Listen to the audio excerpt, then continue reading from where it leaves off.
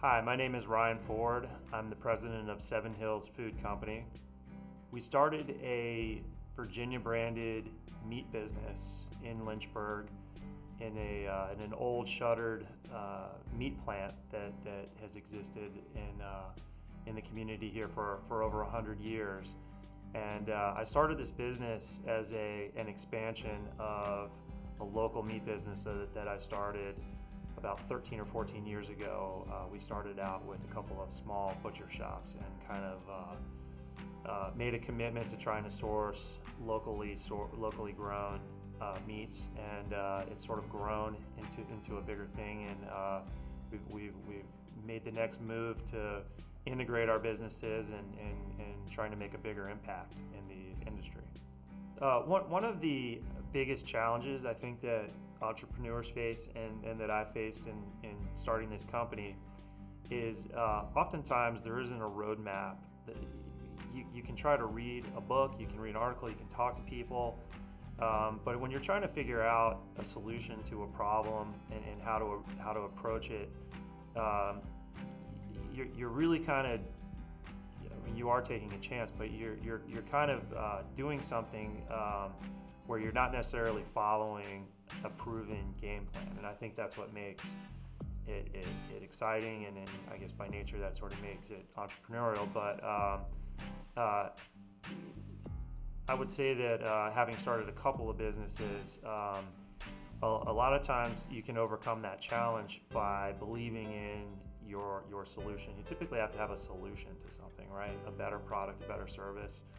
And I think if you feel confident in your solution or your product, then the challenge of not really knowing or having the confidence where everyone's telling you, yeah, you're doing it the right way, or this is how you do it.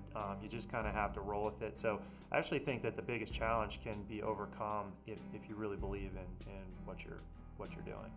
I think success for us, I mean, the word sustainability is used a lot in food production, and for us, it's coming up with some permanence in having sustainable relationships with the people that we work with, that raise the meat, and also the people that turn around and essentially cook the meat.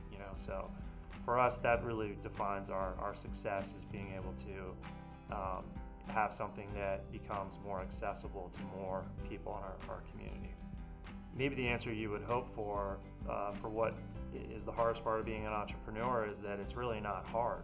It's kind of something where I feel like the most successful people are the people that are the happiest are people that are entrepreneurial, and so I feel like it kind of becomes part of who you are and your everything that you do. One of the misconceptions is that an entrepreneur, it's really just somebody that has a great idea and does something about it. And so there are entrepreneurs that have the great ideas and maybe aren't great business people, or there are people that are good business people that don't have great ideas. But I think the thing that most people have in common that would be labeled entrepreneurs is they're sort of willing to step outside of convention. The advice that I would have for somebody looking to start a business in Lynchburg, I've started businesses in Charlottesville, and this is the first, starting Seven Hills in Lynchburg, it's the first time that I've been engaged at with economic development authorities and directors, and it's the first time I've sort of had people helping me at the city or municipal level, and I would highly recommend that approach, especially in Lynchburg.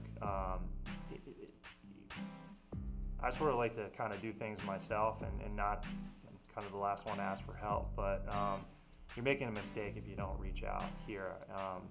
I just can't be thankful enough for how much help and support that I and our businesses received. So as far as any advice for entrepreneurs in general, I do think that there's one thing that kind of I've seen relative to that stretched across a couple of different businesses that my wife and myself and my family have started. A lot of times people make a mistake of trying to satisfy or trying to figure out what people want. But a lot of times, if you kind of take what you want and then sort of push that out there, a lot of times that's a better approach. I mean, you typically, if you kind of trust yourself and you trust your ideas and you trust your tastes and you kind of roll with it, I've found many times, I mean, you sort of always sometimes surprise yourself, and you figure out that, hey, what I thought people wanted and what we did, this wasn't the right way to go. So I think that kind of speaks to the question of becoming an entrepreneur, and you sort of just have to kind of, trust your gut and go.